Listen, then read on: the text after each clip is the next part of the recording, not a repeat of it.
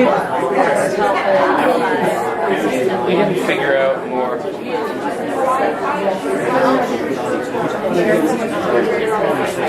Right, yes, that's right.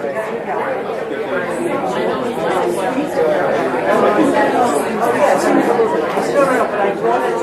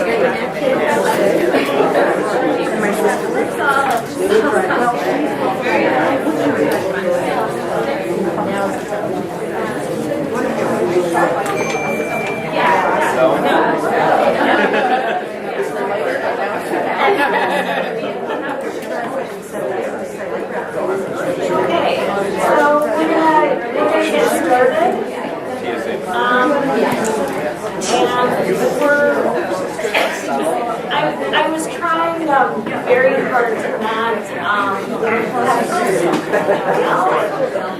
trying very hard to be heard. Hello? Where are the teachers? We're coming back. Welcome back. I'm very pleased that both Allison and Sarah Elizabeth came from Chicago to share with all of you their story. It probably would have been more politically correct for me to try to find two examples, not both from Chicago where I'm from, but you know what, we have two really good examples. So I don't want to by any means suggest that there aren't other schools around the country that have made a similar commitment, but I do think they're pretty few and far between, and we happen to think that both of these examples of remarkable school leaders who understood the importance of health created schools that integrated them, and they do it in slightly different ways, so it's not at all a one-size-fits-all kind of story. So I'm very, very pleased to introduce you to Allison Slade, the founder of Namaste Charter School in Chicago. Hi, good morning. Hi. I'm short. Well, I'm really excited to be here today, and I'm just sort of going to share the story of our little school, Namaste, in Chicago. Please, while I'm giving this presentation, keep in mind that I flew here this morning from Chicago, and last time I gave this presentation to a similar group, I had a 3.5-week-old baby, and now I have a 3.5-month-old baby, and I think the sleep deprivation has gotten significantly worse. So if I'm not making a lot of sense, just like wave your hands or something, and I'll try to rein it in a little bit. So as I mentioned, my name is Allison Slade. I'm the founder and principal at Namaste Charter School. Namaste is a Sanskrit word. It means my inner light salutes your inner light, or the divine in me salutes the divine in you. Many of you may do yoga and use that as your greeting, and our name is pretty important to us in terms of sort of all of the qualities that we want to instill in our students and sort of have them give back to the school. Namaste opened in 2004, so this is our 8th year of operation.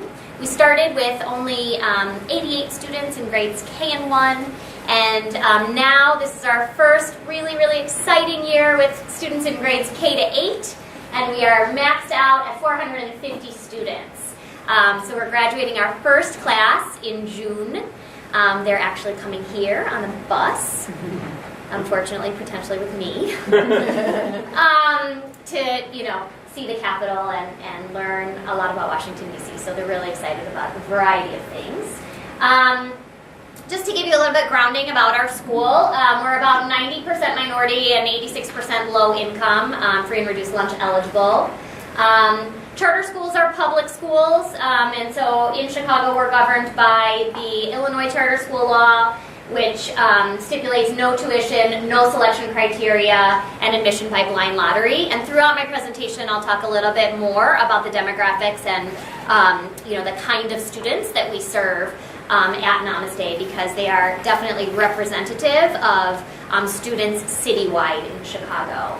And we were started really as a school that focused on integrating health, physical fitness, and nutrition as a way for students to reach higher potential academically.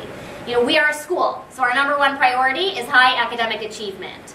But as a teacher, I really felt like there were lots of structural things missing in all of the schools that I taught in. I taught in 6 schools in 8 years, and that really stood in the way of kids achieving at high academic potential. And so when we created Namaste, not only pulled best practices that we had seen in lots of other places, but also sort of added this element on that really, I didn't feel was evident in a lot of places that I had taught in.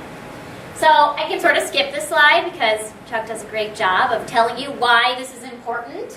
But again, childhood obesity is a huge problem. I just read an article this past weekend about the achievement gap that actually is narrowing between black and white students, but has more than doubled in the past 50 years between high and low income students.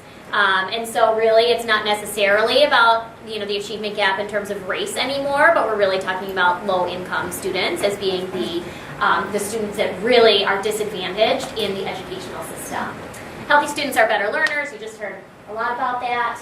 And that a ton of students are entering school overweight or obese. And so that in and of itself affects their ability to focus and kind of gain the education and learning that is happening. But also, overweight kids are more sick and they miss school more often. So when you're not in school, you can't learn. And that's another one of our reasons. Sort of what makes us unique. A couple of years back, we do a lot of things at Namaste, and a couple of years back we sort of took a step back and decided to focus and say, what are the things that make our school so unique that if somebody left and carried something with them, like that something would have to stay at Namaste. And so we call those our core values. They're sort of broken up into 2 big chunks. The first 3 pillars that you see here are our Healthy Lifestyles program. It's nutrition, health and wellness, movement, and peaceful school culture. And then the last 3 make up our core teaching and learning beliefs, which are balanced learning, language and culture, and collaborative practice. For the purposes of today, I'm going to really focus on the first 3 that make up our Healthy Lifestyles program. But I'm happy to answer any questions that you have about our more academic-related programming. We do have a dual language program and a variety of other things that lots of people are really interested in as well.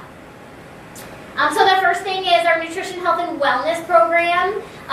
Those are our kids at our salad bar. We really focus on having our students not only have access to healthy food, but learn about that food. And so we do a variety of programs in our cafeteria, really using it as a teaching space. Every Wednesday we have what we call Eating Well Wednesdays, where kids are tasting new foods and then rating them, and if the kids really liked them, those things end up on the menu the next month. Unfortunately, last week's was this couscous and chickpea salad that I found very lovely. The students really did not like it, so it's not making it on the menu. But we did taste 2 weeks ago a lentil stew that was really good, and I was shocked that the kids really liked it, and it'll go on next month's menu. So really, kind of continually introducing kids to foods, talking about what food groups they're in, why they're important to eat, what nutrients they have, and this is all done during lunch. And so really making lunch a learning time and not a crazy time, and a time for kids to eat and understand what they're eating. We also have a snack program. Our kids get a snack every day, 3 days a week. It's a fresh fruit or vegetable. Again, and we do a lot of learning around that fresh fruit or vegetable. Another big component of our nutrition, health, and wellness program is what we call our wellness blocks. I require my teachers to teach a 30-minute wellness block every day. It can be anything related to health, nutrition, mental wellness, physical fitness. And they have to write lesson plans for that just like they write them for math and reading with an objective, guided practice, and independent practice and an assessment. And so teachers are really integrating this teaching into what they're doing on a daily basis in the academic setting. Movement is our next pillar. There's two sort of separate components of this that I think are really important. One is increased time for actual activity. So you have to give kids time to move in school. We do that in a variety of ways. We have 60 minutes of PE every day. We start our day with a morning movement, which I may make you get up and do a little bit of because I sat on a plane this morning instead of taking part in our morning movement, but it's about a 10 to 15 minute yoga routine that is developmentally appropriate for the different ages that we serve. So we have one that is for K to 2. They do it together in the cafeteria. Our 3rd through 5th grade students do it together in the gymnasium. And then our 6th through 8th grade students do it individually. They create their own actually in their advisories. Because there's different things that we know from research that we can apply to each developmental age. So the lower grades, you'll see them doing a lot of awakening all the parts of their brain and aligning the two hemispheres of the brain, because kids in kindergarten tend to come to school like, all excited and ready to go, and so some time to calm and align hemispheres of the brain and open your ears and eyes for learning is important. And for those of you who have 5th graders or 6th graders at home, they come to school like this. And they need to be woken up, and so we use a lot of music that I don't know. And they do a lot of cardio in their morning movement routine.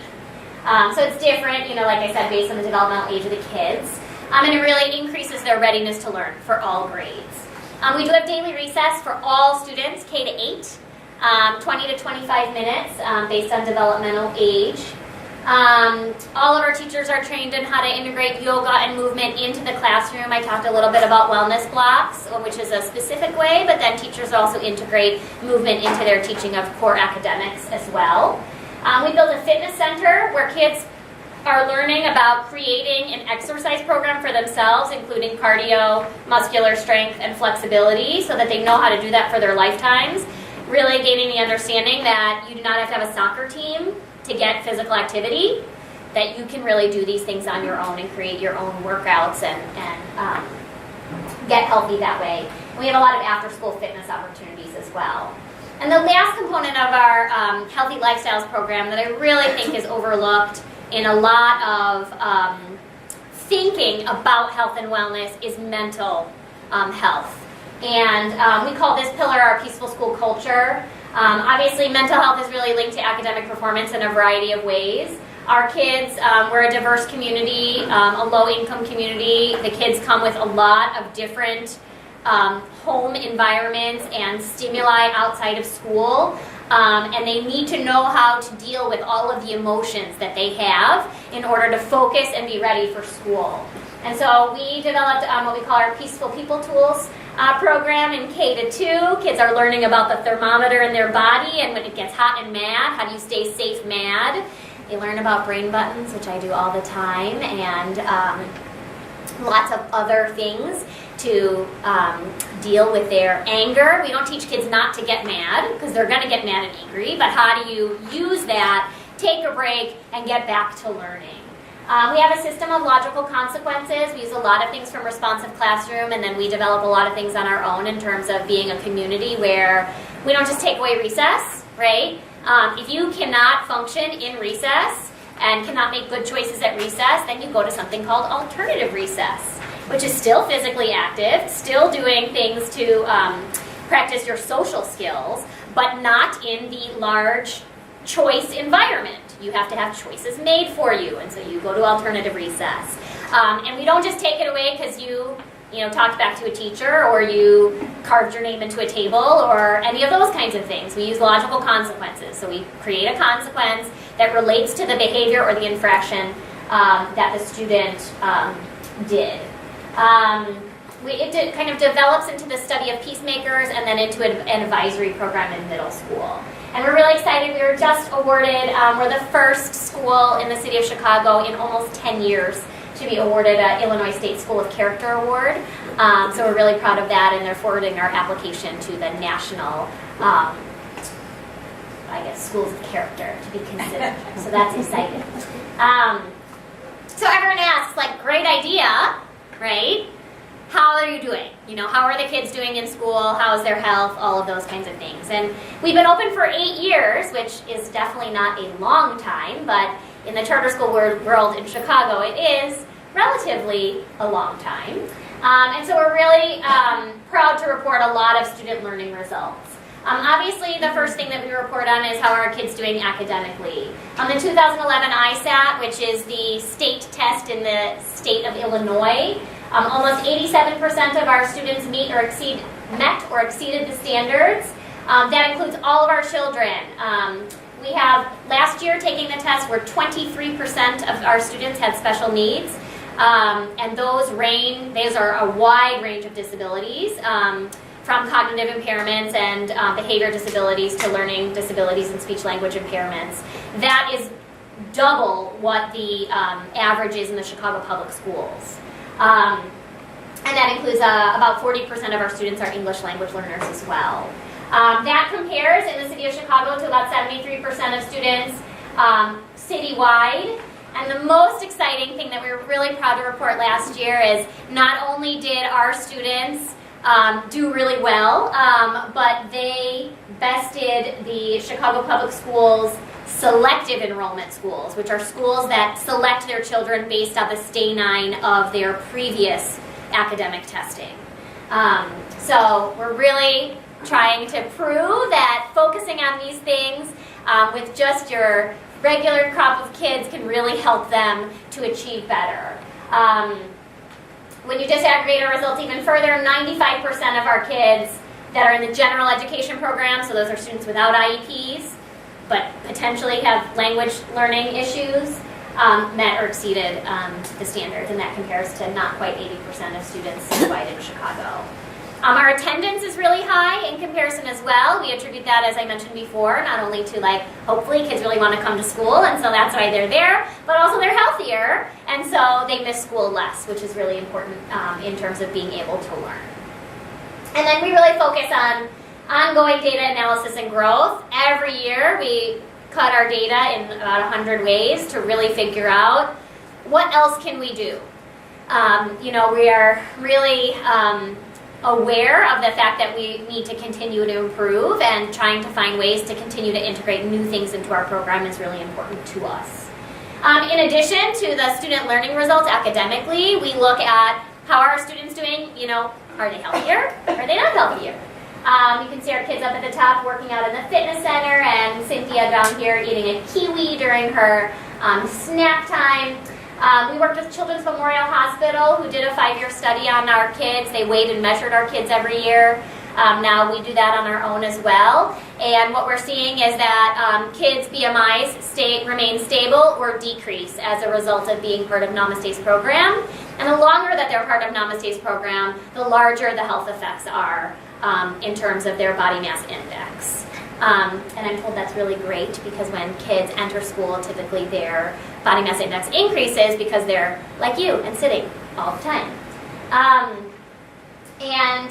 Like I said, we're continuing to disaggregate that data and figure out how does our fitness team use. We collect a ton of fitness data that I can talk about. We do pedometers, we do FitnessGram, we do everything under the sun to really figure out how do we make our kids more fit and therefore better learners. Obviously, 5-year-olds do not go to the grocery store on their own to buy food. So it's really crucial that we are engaging our families in learning about how to integrate these healthy lifestyles principles, whether it be nutrition, health, mental wellness, learning how to calm down effectively, etc., into their home lives. We're really proud to report lots of data from this school year, which we're in trimesters, so our first trimester ended in December. And 98% of our families came to our first trimester conferences. We use student-led conferences, so it's an hour block that families are coming to commit to. And literally there are only 7 families in the whole school that weren't able to come to those, so that's really exciting. In addition to that, 83% of our families attended at least one other workshop or family event. They're able to do that because in the 61 school days in our first trimester, we held 43 parent events. So that's like, and they're at all different times of day, and they're all different kinds of things. Some are series, right, like a 6-week Eat and Write series, learning how to cook in your home. We do a Commit to Be Fit class every Tuesday and Wednesday where we contract with the YMCA to use our fitness center and teach families how to exercise appropriately and different things like that. So really exciting that we're really figuring out ways to engage our families effectively.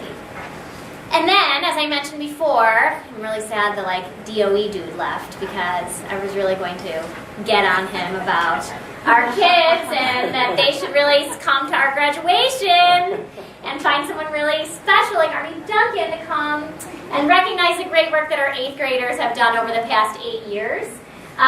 We hold our own high school fair every year. We've done it for the past 2 years where we're inviting a cross-section of traditional public, charter, and private schools so that we're really focusing on making the right match for students in high school.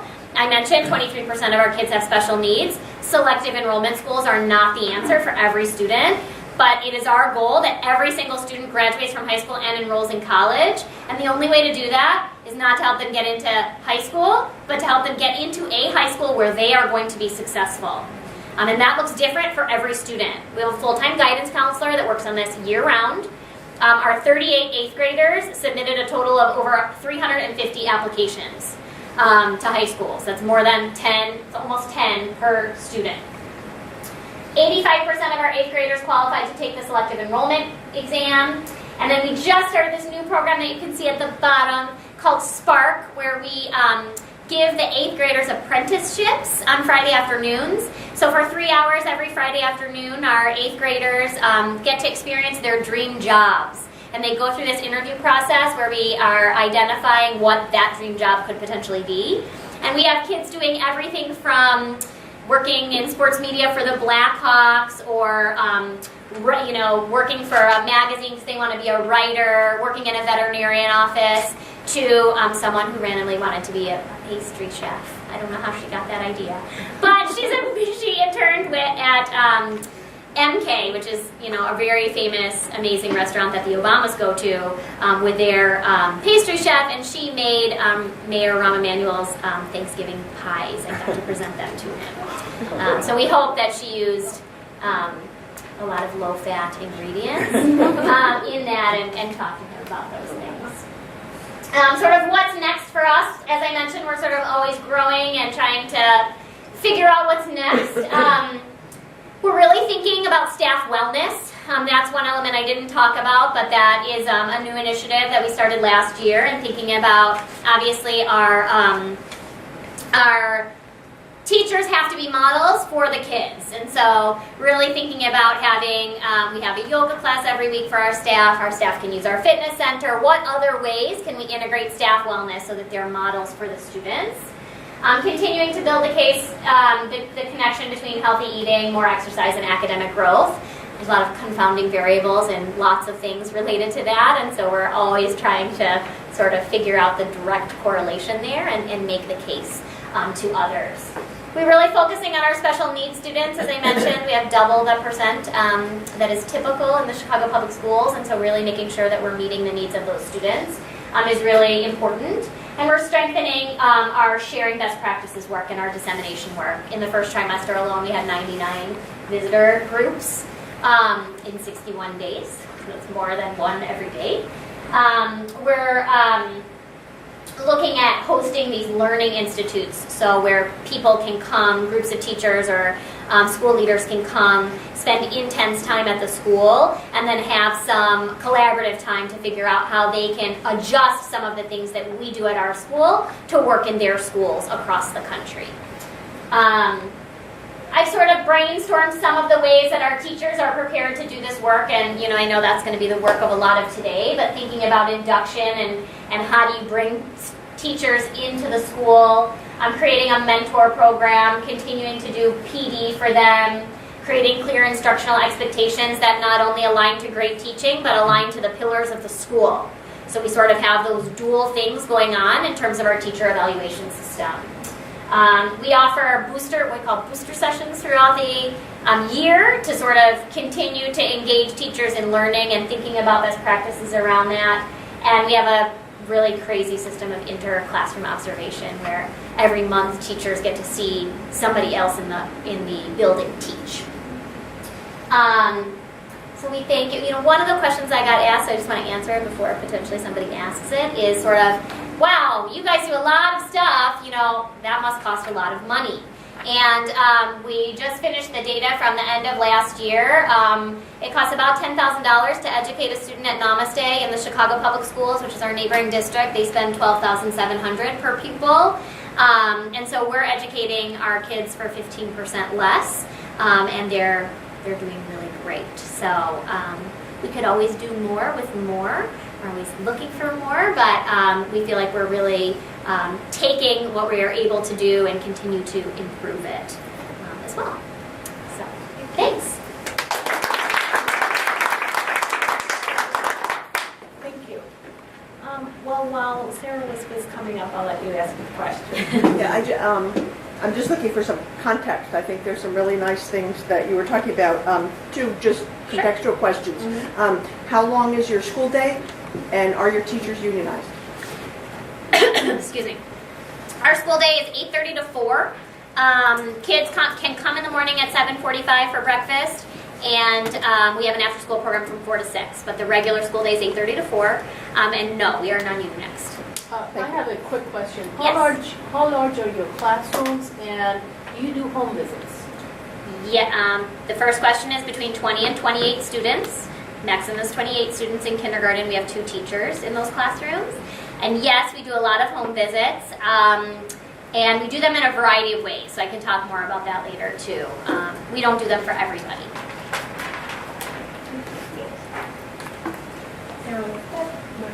Our other Chicago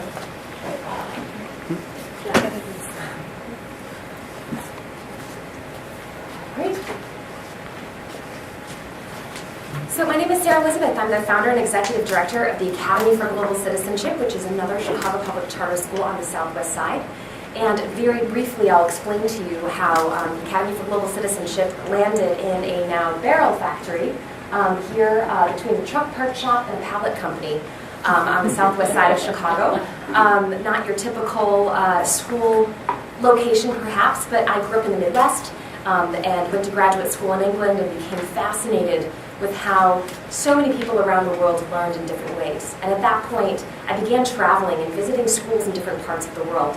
That passion continued for the last 8 or 10 years, visited about 80 countries, and throughout that experience, my life completely changed as I saw firsthand what was happening in the world with regards to education, the environment, and health.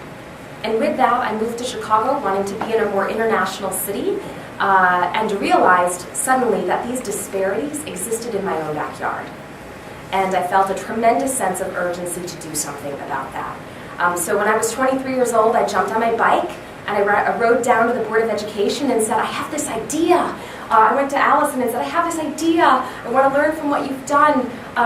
What if we created the Chicago Public School that focused on environmental sustainability and that empowered students to make healthy choices and was rooted in international mindedness?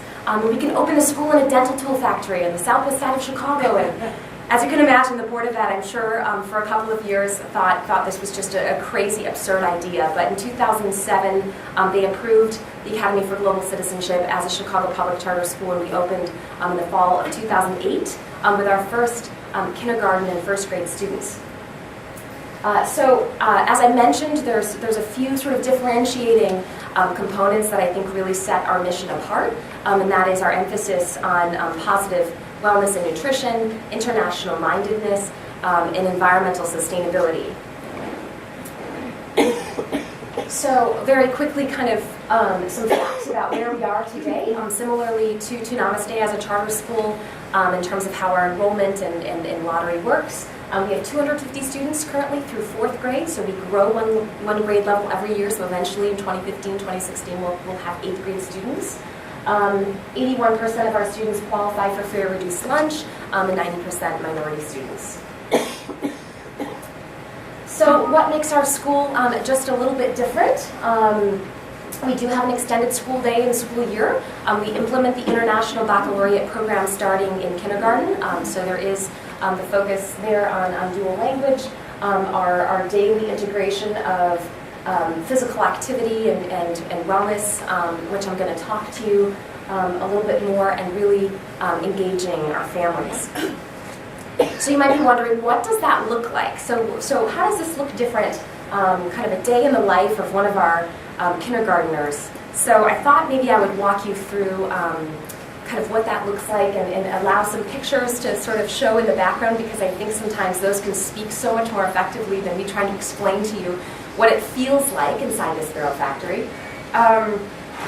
But today, kind of given the focus on wellness and health, I thought I would kind of talk about how that culture has been created at the Academy for Global Citizenship. And given our emphasis on environmental sustainability, there's a lot of integration there in terms of how we develop a positive school culture with wellness and nutrition. So where does that start for us? I often say it starts on a piece of asphalt. So here we are.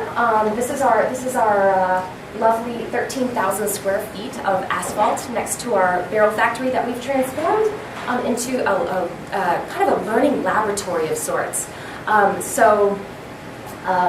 Here we've got a solar power energy learning lab. We've got a demonstration wind turbine. You can see that we've got an outdoor classroom and some raised bed garden boxes, a greenhouse, and some chickens that live in our playground as well. And this, I think, is really where it all begins for us, as we, particularly the garden and how that plays such a significant role. I think I'm going to have to flip through these as they're not automatically advancing, but plays such a significant role in how we develop that relationship with food and how our students make positive choices with regards to food. So this garden, or this resource, really becomes a part of everything that we teach and learn. It's a part of math, it's a part of science, it's a part of literacy. We spend a lot of time learning outside. You'll see in a lot of these pictures, we've got clipboards, we've got laptops, we've got all of our learning materials that we take outside to really utilize our environment as a learning tool. So what begins to happen when we focus on building these relationships? It's really interesting to see when students plan and plant and maintain and harvest not only our gardens, but the eggs of our chickens every day. What happens is they begin to look at their cafeteria tray a whole lot differently. So when they walk into the cafeteria and they see things like asparagus, or they see things like quinoa we were actually growing in our garden last year, they've seen these things before. They have a relationship with this food and where it comes from. They eat our scrambled eggs for breakfast, and after collecting them from our chickens that live in this coop. And so that, coupled with the emphasis on nutrition education for our students and families, really begins just to create a different food culture. So we have the highest participation rate of students participating in breakfast and in lunch in the Chicago Public School System at our school. And we equate that not simply because there's beautiful scratch-made organic food being prepared every day, but because of the relationship and because of the connection being made to where our food comes from. We are very intentional about developing relationships with our farmers. So this is when you walk into the cafeteria, you'll see a big map, you'll see a world map with a bunch of dots of all over the world where our teachers have traveled, but you'll also see a Midwest map. And here we've got the number of miles that our food has traveled. We've got the names of the farmers, many of whom our students know because they come and participate. They are a part of the education process. You'll see them in our garden working with our students. You'll actually see our students going on field trips to these farms. Again, to really change the way we think about food and what that means for our bodies.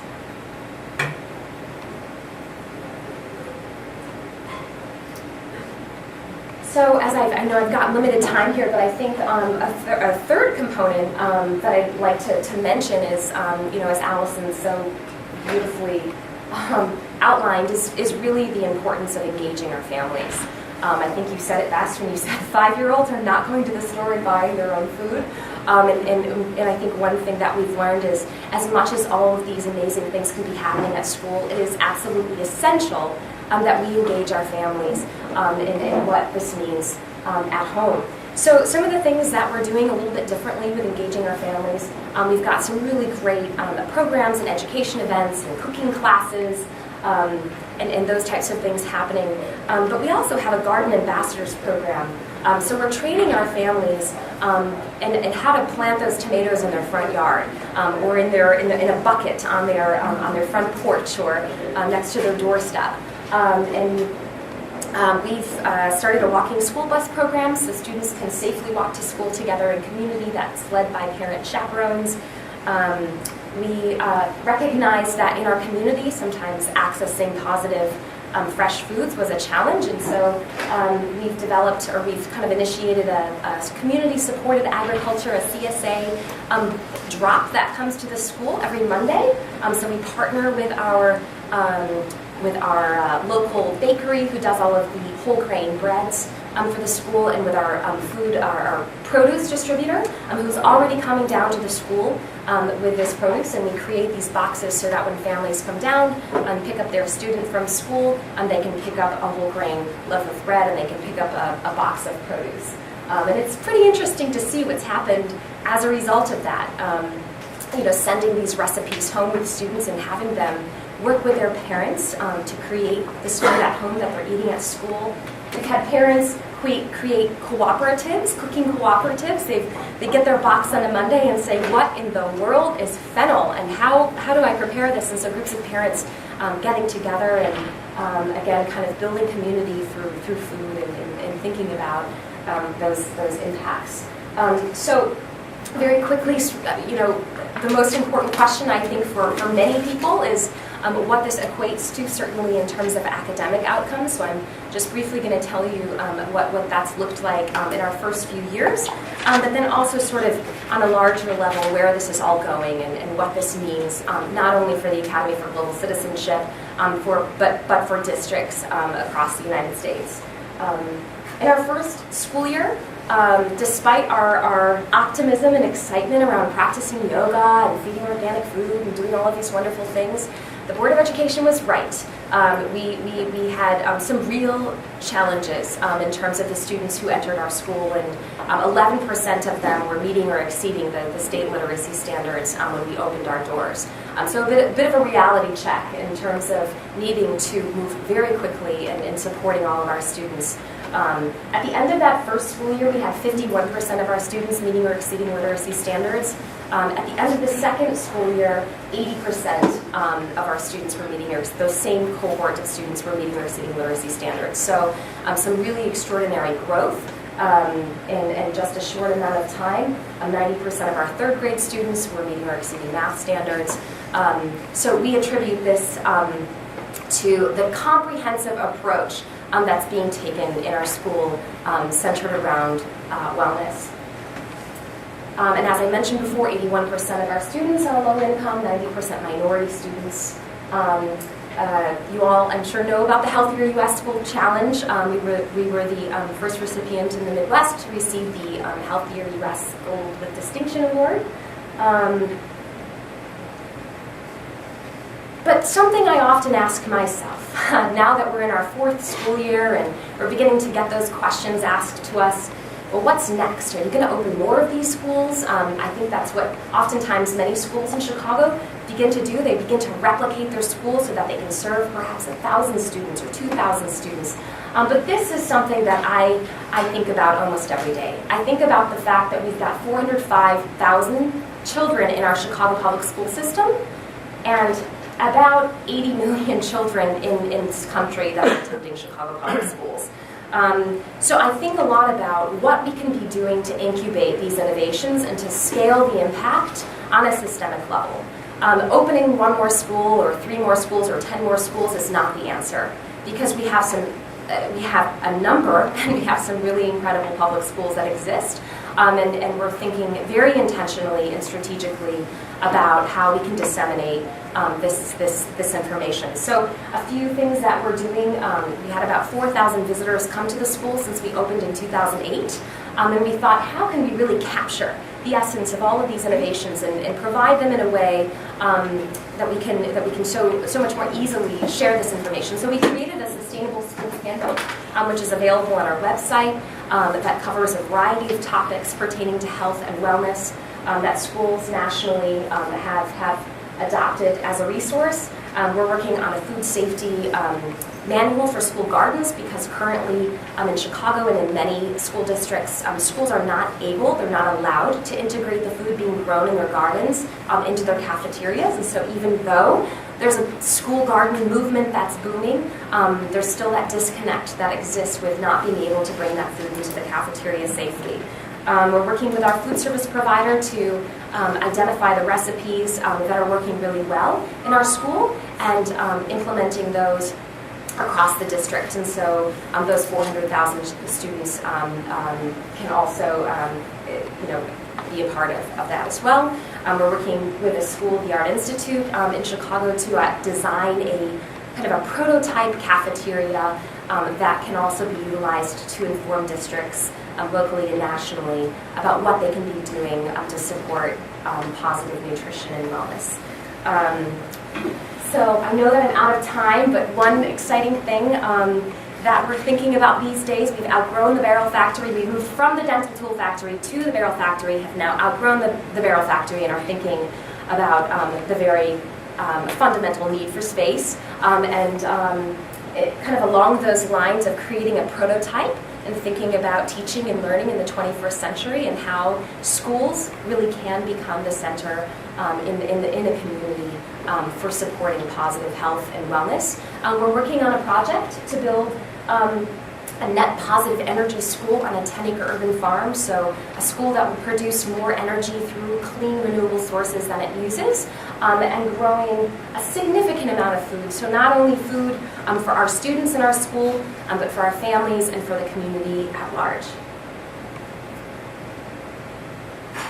So I'll end with this. This is one of my favorite quotes when I sort of think about where we've come and where we're all going in this movement together. It's exciting for me to be in this room among people who are so passionately dedicated to broadening the access of health and wellness in schools across our nation. But for those of you that can't read this, it says there's an old African proverb: if you want to go quickly, go alone. If you want to go far, go together. But we have to go far quickly. So thank you again for taking this time to learn about the Academy for Global Citizenship, and please come visit us next time you're in Chicago.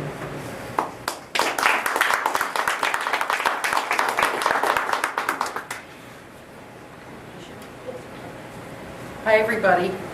So that I know was a little torturous because we cut the Q&A, so they're going to be very popular at lunch. Okay. So grab them at lunch. So they were great illustrations, but what we want to do is really get everybody's view on all these issues, so we're just trying to maximize the time for all of you to be able to talk. So this is what we're going to do. So this is your area of expertise, and it's been said many times here today that we really need folks to look at the all of it, and sometimes when you're out in the world, people either have a curriculum lens, or they're looking just at nutrition, or just at physical exercise. So we want you to sort of look at everything. And so what we're going to do is we're going to put you in small groups. So I'm going to cue you up for what that's going to look like. So first you have the briefing paper that I know you all read. And on page 3 of it, if you didn't read it, start cramming. You just need to look at page 3. So this is kind of just a bare bones entry point for part of the conversation in small groups. Because the first part of our conversation today is going to be what is the role of teachers and school health leaders. And for this conversation, that's really a label for principals and assistant principals. And we realize there are other school personnel who would have roles, but for purposes of this conversation, we're just going to focus there. And so this is just an entry point into a conversation about what role do or should teachers play as school health champions. as school health champions, and the same for teachers and principals, and assistant principals. And so you're going to be divided up into groups that are going to have color labels, so you won't know what group you're in until you get there. Riveting amount of excitement. So here's the deal. You'll have some of Healthy Schools campaign staff there as resources, but we want you to sort of have self-facilitated conversations. And just so you know, you do not have to get to consensus, right? We're just trying to mine the expertise. So when we ask you to report out, think more like snapshot, what came up in your group. Now, if there was a lot of consensus around something being really important, you can point that out. And if there was a source of great debate, we'd be happy to hear what that is. But we don't need you to spin your wheels as much as to sort of think of it as mining everybody's opinion who's in the group. So I'm going to turn to my colleagues and say, is that right? Did I forget anything? Okay, so here's the secret. On the back of your name tag, you have a color, I hope. Raise your hand if you don't have a color. You're special. Alex is going to help you out with that. So you should be red, green, blue, or yellow. So here's the deal. Red and green are staying in this room. And red is going to be in the back where Dana is. Can you raise your hand so people know? So we're just going to gather chairs there. There'll probably be about six or seven people in a group. And then, what color did I just say you were? I'm having a senior moment. Red. Green's up here. And then in the other room is blue and yellow. And I had the forethought of actually putting on the wall where to go if you're blue or you're yellow. So we're going to spend about 25 minutes in small groups, and I'll check in on you and you'll tell me, okay, we're exhausted, we've exhaled all of our brilliance, or we just barely started and only 3 of us